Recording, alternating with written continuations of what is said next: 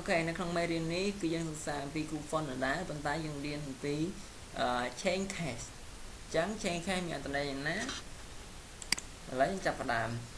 អញ្ចឹងខ្ញុំមានរូបមន្តមួយដើម្បីហៅអក្សរនៅក្នុង Microsoft Word ស្រាប់មកប្រើគឺខ្ញុំខ្ជិលសរសេរណាអូខេអញ្ចឹងខ្ញុំបាយពាក្យ run ហើយបន្ទាប់មកខ្ញុំដាក់3 paragraph 3ហើយខ្ញុំ enter អូខេអញ្ចឹងខ្ញុំបាន3 paragraph អូខេអញ្ចឹងយើងរៀនពីរបៀប chain case អញ្ចឹង chain case មានន័យដូចម្ដេចគឺបានហៅបដូរអត្ថបទអូខេអញ្ចឹងនេះ chain case អញ្ចឹងយើងមើល sentence case ឥឡូវអូម៉ាខ្ញុំវាយអក្សរនេះអក្សរតូចទាំងអស់អូខេអានេះអក្សរធូរតូចអានេះដកតូចដែរអញ្ចឹងគ្រប់កថាខណ្ឌបើសិនណាខ្ញុំវាយអក្សរតូចខ្ញុំចង់បានអក្សរធំនេះ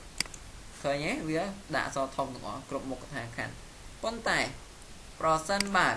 ខ្ញុំចង់ដាក់ lower case ឃើញទេវាទៅជាអក្សរតូចវិញហើយគ្រប់កថាខណ្ឌទាំងអស់អញ្ចឹងកថាខណ្ឌអាណាមានបន្ទាត់មួយនេះបន្ទាត់នេះ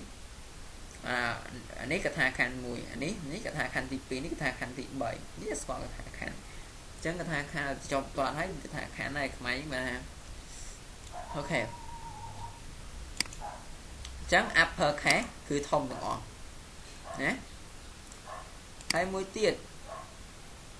capitalize each word បានថាវាធំឲ្យតែដើមពាក្យមួយគឺអក្សរធំទាំងអស់ឃើញទេគ្រប់ដើមពាក្យមួយទាំងអស់អក្សរធំឬក៏អីគេអាមុខធំអាមុខតូចអាក្រោយធំអា style នេះមិនដែលមានណាគេប្រើវាចាក់ដាក់ទៅអូខេជាទូទៅ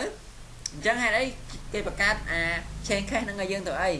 ករណីដែលយើងច្រឡំដៃសរសេរអក្សរតូចទាំងអស់គឺយើងអាចបដូរតាមនឹងបានយើងមិនងាយនឹងកែពាក្យមួយអូម៉ានថាខ្ញុំចង់បានគ្រប់អក្សរ